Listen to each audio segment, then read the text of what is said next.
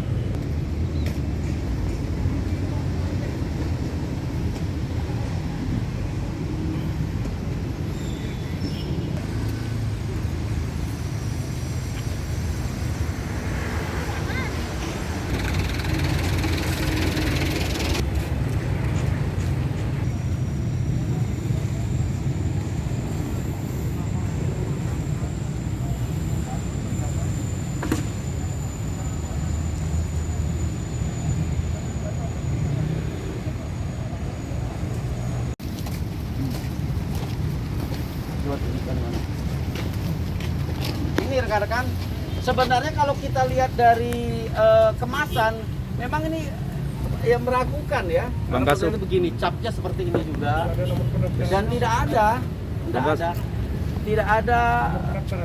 Boleh kalau rekan-rekan di zoom, ini tidak ada dia. Tunjuk Pak, yang mana Pak? Pendaftaran. Yang mana Pak? Tunjuk Pak. Ini. Kewajibannya harus ada nomor pendaftaran di karung ini. Ada register berarti Ada Pak ya. register. Oke. Ini berapa jumlahnya tadi? 33 ton, sekitar 659 sak. Yang pengiriman pertama berapa? Kalau diuangkan sekitar berapa? Berapa persatuannya? Dia 10 ribuan. Satu sak 50 kilogram, 50 Berapa harganya Pak? 60.000. 60.000 untuk satu karung. Dan ini standar dia, makanya ini kita ragu. Ya kan biasanya orang juga kan palsu itu lebih murah. Ini enggak, ini sama harganya. sama harganya. Berarti sebelum yang pengiriman pertama itu Pak Wadir itu sudah beredar di Palembang dan Sumsel berarti Dari Pak. sanalah kita tahunya. Dari Ya. peredaran pertama itu kita tahu bahwa Oh. ada pupuk yang tidak sesuai dengan izin dokumen sudah beredar di Sumsel. Makanya dari dasar yang pertama itu kita tidak lanjuti dan alhamdulillah kita dapat. Korbannya seperti apa pengakuan dari korban yang Korban sudah? belum ada korban saat ini, hanya dapat informasi dari para petani yang menggunakan pupuk bahwa pupuk ini tidak ada izin edarnya. Setelah kita cek juga di aplikasi memang tidak ada izinnya. Tapi kalau dilihat kemasannya itu SNI-nya sudah ada itu Pak ya? Sesuai dengan standar berarti Pak. Ini SNI itu kan dia harus mendasar dengan sertifikat. Dia tidak bisa menunjukkan sertifikat SNI. Oke. Tapi kalau kita lihat dari kemasan memang tidak ada juga dia mencantumkan izin edar atau apa. Terdaftar registernya nggak ada. Enggak ada register ya Pak. Tidak ada. Jadi memang ragu. Makanya kepada masyarakat juga harus hati-hati kalau beli kayak gini juga cek betul. Oke. Pasal 122 junto pasal 73 Undang-Undang RI nomor 22 tahun 2019 tentang sistem budidaya pertanian berkelanjutan. Kemudian pasal 62 tentang Undang-Undang Perlindungan Konsumen. Ini ancamannya paling lama 6 tahun, denda paling banyak 3 miliar.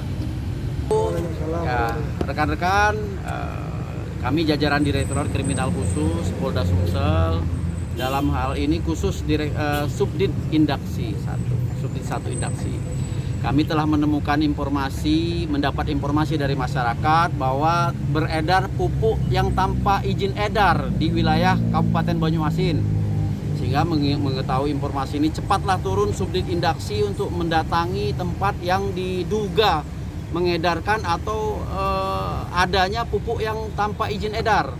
Nah, di sini kami menemukan pupuk tanpa izin edar berada di TKP-nya di Desa Mariana, ya, Kabupaten Banyuasin. Di sini kita menemukan memang ternyata betul. Sementara ini dugaannya memang tanpa izin edar ya, yaitu pupuk ini berjenis pupuk dolomit. Mereknya ADS. Nah, ini yang diduga tanpa izin edar, beredar. Nah, rekan-rekan, kita kan dengan situasi pandemi ini memang harus banyak membantu masyarakat ya. Gimana ketika mereka menggunakan pupuk yang harapannya bahwa pupuk ini dapat membesarkan, dapat memproduksi kebun mereka ini menjadi lebih optimal, tapi ternyata pupuknya pupuk yang abal-abal begitu. Inilah yang kita lakukan. Kita mengamankan sebanyak 33 ton. Nanti rekan-rekan bisa lihat barang buktinya. Pupuk ini dan ini sudah bukan hanya satu kali ini aja, sudah 2 kali terjadi pengiriman. Inilah mendapat informasi dari masyarakat, segeralah tim kami turun. Nanti Subdit Indaksi mungkin bisa lebih menjelaskan.